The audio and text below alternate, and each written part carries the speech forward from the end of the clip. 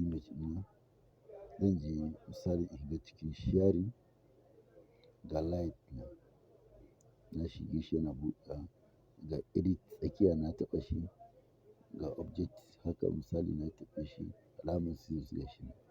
Zan yi highlighting kamar haka. Kana gani?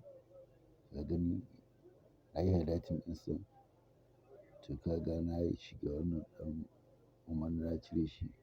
Ga ɗan wani guri da nan to ka ga ka shiga cikin smart erase inda za ka cire abun da kaga ba ka so ka cire a ciki.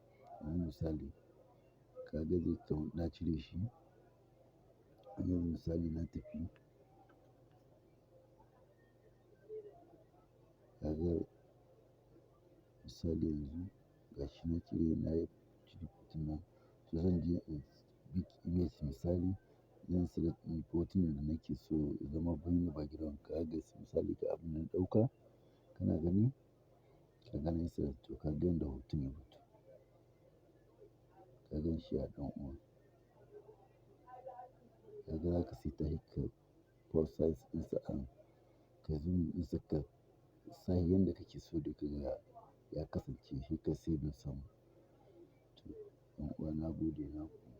Ɗan kyauta take edit da Allah ku daure ku mana subscribe sannan ku yi liking ku danna ƙararrawa sanarwa duk lokacin da muka haɗa bidiyon mu bisa.